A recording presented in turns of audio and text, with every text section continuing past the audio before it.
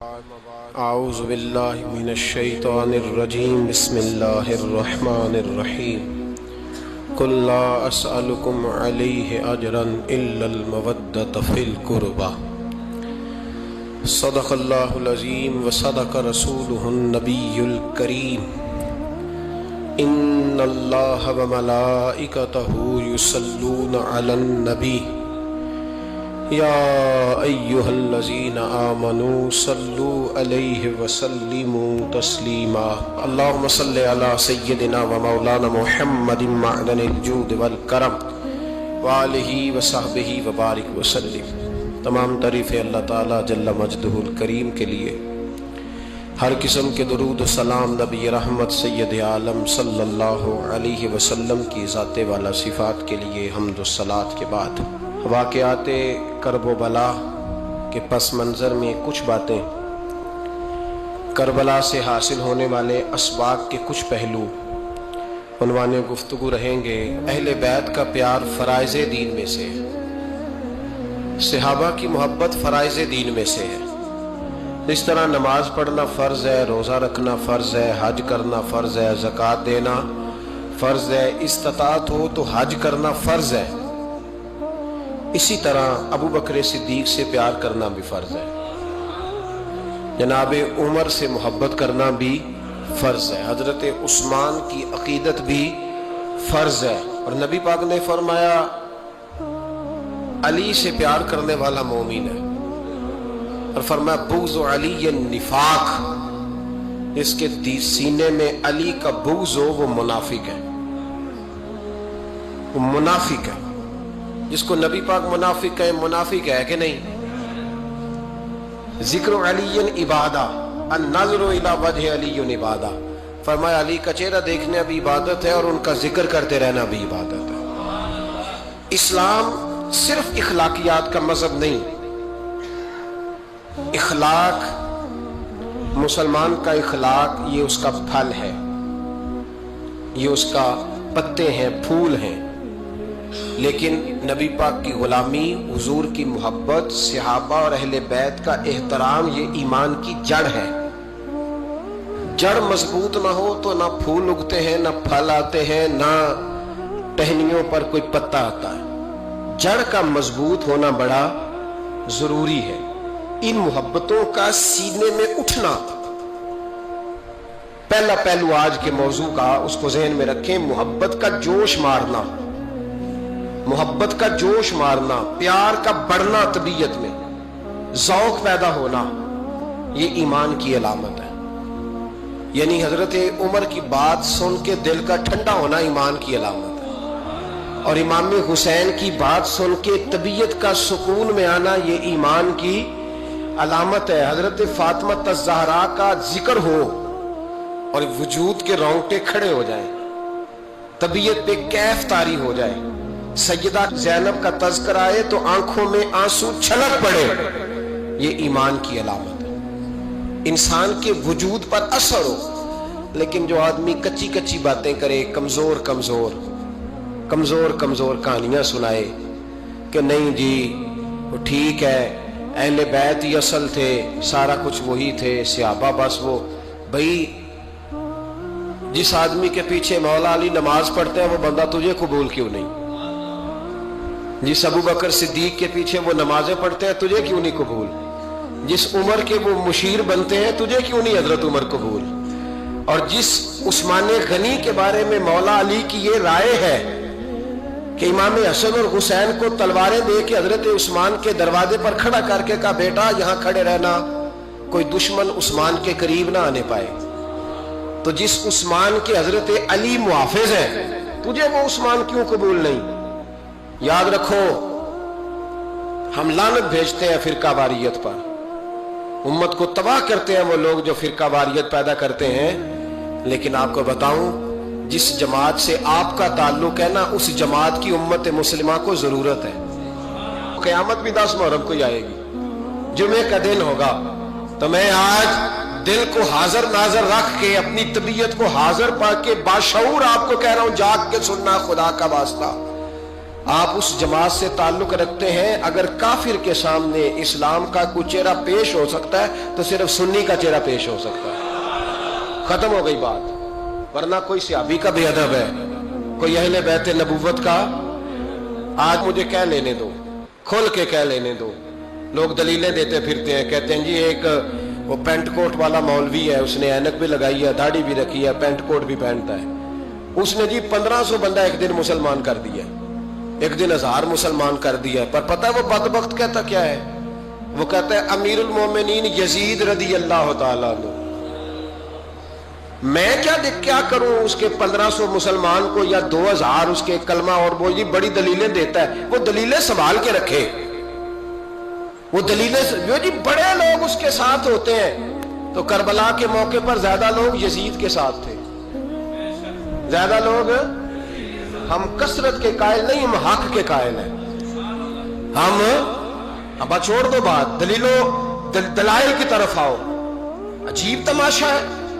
اور ایک مولوی صاحب اس کی حمایت کر رہے تھے، کہتے نہیں بندہ ٹھیک ہے، وہ بھول گیا تھا، اصل میں قصور عبید اللہ ابن زیاد کا تھا، اصل میں غلطی عمر بن سعد کی تھی، تو یزید کو زیادہ الزام نہیں دینا چاہیے۔ میں نے کہا بڑی تمہاری قریبی رشتہ داری ہے یزید کے ساتھ، تو اللہ سے دعا کیوں نہیں مانگتے کہ تمہارا حشر یزید کے ساتھ کرے؟ مانگنی چاہیے نا دعا۔ کیا خیال ہے آپ کا؟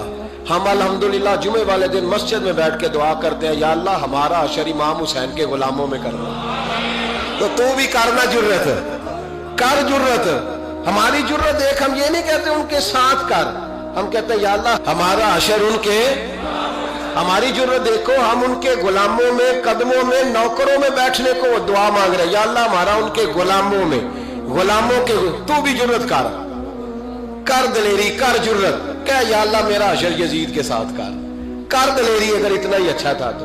بے شرمو، اتنا ظلم نہ کرو، اتنی زیادتی، اتنا ظلم نہ کرو، یہ ظلم ہے۔ امام حسین جمعے والے دن خطبہ پڑھنے لگے، جمعے سے پہلے امام حسین نے خطبہ پڑھا، اور آپ نے ایک جملہ کہا جو ہمیشہ یاد رکھا جائے گا۔ آپ نے فرمایا یزید کو جا کے بتا دو کہ مجھ جیسا تجھ جیسے کی بیعت نہیں کر سکتا۔ او کیا فکرہ ہے امام علی مقام کا۔ فرمانے لگے مجھ جیسا تجھ جیسے کی بیعت، اور آپ فرمانے لگے بتاؤ اس وقت پوری دنیا میں کوئی نبی کا نواسا موجود ہے میرے سوا؟ حضرت آدم سے لے کر مصطفیٰ کریم تک اس وقت پوری دنیا میں کوئی نبی کا نواسا ہے؟ اور فرمایا اگر میں ہی ہوں پوری کائنات میں، لوگ کہتے ہیں فلانا علامہ صاحب کی تبلیغ بڑی ہے، ہم سے بڑا کون ہوگا تبلیغ کی بات کرنے والا؟ لیکن ڈرو اللہ سے، ڈرو، گمراہ نہ کرو قوم کو۔ یہاں تباہی اتر گئی ہے، کوئی بڑی داڑھی رکھ کے معاذ اللہ تعالیٰ اہل بیت کے بارے میں بکواس کرتا ہے، اور کوئی بالکل داڑھی مڈا کے ننگا سر کر کے ممبروں پہ ناچتا ہے اور صحابہ کے بارے میں بکواس کرتا ہے۔ میرے مصطفیٰ کے پاس اگر ابو بکر آئے ہیں تو وہ بھی شان والے ہیں، اور اگر بی بی عائشہ صدیقہ ان کے بستر پہ رہی ہے تو وہ بھی شانوں والی ہے۔ مولا علی شیر خدا کے بارے میں جو بات کرے پکا بے ایمان ہے۔ عجیب تماشا لگ گیا ہے جی، جو رب نبی پاک کے جسم کے قریب مکھی نہیں آنے دیتا، وہ گندا بندہ حضور کے قریب آنے دیتا ہے؟ عجیب تماشا ہے، امت کو تباہ کر رہے ہو، کافر کو موقع دے رہے ہو یہ کہنے کا کہ تمہارے نبی کے پاس بیٹھنے والے ٹھیک نہیں تھے۔ اگر حضور کے پاس بیٹھنے والے ٹھیک نہیں تھے تو بعد والے کیسے ٹھیک ہو گئے؟ تو یہ باز آنا چاہیے ان بے شرموں کو، یہ امت میں تفرقہ ڈالتے، بے حیائی کرتے ہیں۔ سنو اور یاد رکھو، حضرت امام حسین نے خطبہ پڑھا نا جب جمعے والے دن، فرمایا مجھے پہچانو تو میں کون ہوں؟ تو عمر بن سعد بولا، پکے نمازی بولے۔ عمر بن سعد کہنے لگا حسین جلدی کر، ہمارا جمعہ لیٹ ہو رہا ہے۔ بلے ہو نمازیو، جلدی کر ہمارا، آئے ہائے کیا نماز ہے! یعنی نبی پاک کے نواسے کو شہید کریں گے اور شہادت کے بعد جمعہ پڑھیں گے اور نماز میں کہیں گے اللہم صلی علی محمد وعلی آل محمد۔ ان کو شہید کر کے قتل کر کے جمعے کا خطبہ دیا جا رہا ہے اور نماز پڑھی جا رہی ہے اللہم صلی علی محمد وعلی۔ تو میرا سنی بڑا بھولا ہے، کہتا جی وہ زیادہ نمازیں پڑھتے ہیں۔ تو زیادہ نمازیں تو عمر بن سعد بھی پڑھتا تھا، تو بھولا۔ او خدا کے دیکھے نا، جتنی نماز کی اخلاق کی بات شاید میں کرتا ہوں، آپ کو جماعت میں کم لوگ ملیں گے، لیکن یاد رکھنا نماز عقیدہ نہیں، روزہ عقیدہ نہیں، عقیدہ حسین ہے، عقیدہ حسن ہے، عقیدہ علی ہے، عقیدہ عثمان غنی ہے، عقیدہ عمر فاروق ہے. میں اس شخص کو کیا کروں؟ مجھے اس شخص کی کیا ضرورت ہے جو ممبر پہ بیٹھ کے کہتا ہے حسین ابن علی باغی تھے؟ وہ شخص، اس کی نماز روزہ حج زکات دیکھا جائے گا؟ آؤ قرآن مجید سورہ شورا آیت نمبر 23، گھر جا کے قرآن مجید کھولو، یہ والی آیتیں بھی پڑھا کرو، یہ والی بھی کھولا کرو. صحابہ جمع ہو کے نبی پاک کے پاس آئے، عرض کی یا رسول اللہ صلی اللہ علیہ وسلم آپ کے خرچے زیادہ ہیں، آمدن کا ذریعہ کوئی نہیں. جس طرح آج لوگ ہر پیر صاحب سے نہیں پوچھ رہے، علامہ صاحب سے، کہ آپ کام کوئی نہیں کرتے، کپڑے پھر بھی سفید پہنتے ہیں، کیا ذرائع آمدن ہے، پھر بھی آپ گاڑی میں گھومتے ہیں. ہمارا تو پروگرام تھا مولوی بھوکا مر جائے، پر اس کے پاس آتے ہیں تو یہ تازی چائے پلاتا ہے. کیا مطلب، کس طرح کا رویہ ہے؟ صحابہ کے بار وہ یہ نہیں سوچتے تھے آتے کام، وہ کہتے تھے آگے بڑھ کے حصہ ڈالیں. وہ سارے آگے بڑھے، کہا یا رسول اللہ صلی اللہ علیہ وسلم اخراجات زیادہ ہیں، ذرائع آمدن بظاہر کوئی نہیں. نذرانوں پہ اعتراض نہ کیا کرو، نذرانہ دینا نبی پاک کی سنت ہے، نذرانہ قبول کر لینا نبی پاک کی، بولو، حضور کی سنت ہے. تو صحابہ جمع ہو کے آئے، ایک جگہ پہ میٹنگ کی، کہا تھوڑے سے پیسے ہر مہینے پیش کریں گے. تو حضور سے بات کون کرے گا پیسوں کی؟ کہا ہم نے نہیں کرنی، نبی پاک کے چچا جناب عباس کریں گے. حضرت عباس رضی اللہ تعالیٰ عنہ کے ذمہ لگایا گیا. جناب عباس آئے، حضرت عباس رضی اللہ تعالیٰ عنہ پیسے لے کے آئے، اور سیانے بندے تھے، انہوں نے بڑی سمجھداری والی، عقل مندی والی بات چھیڑی.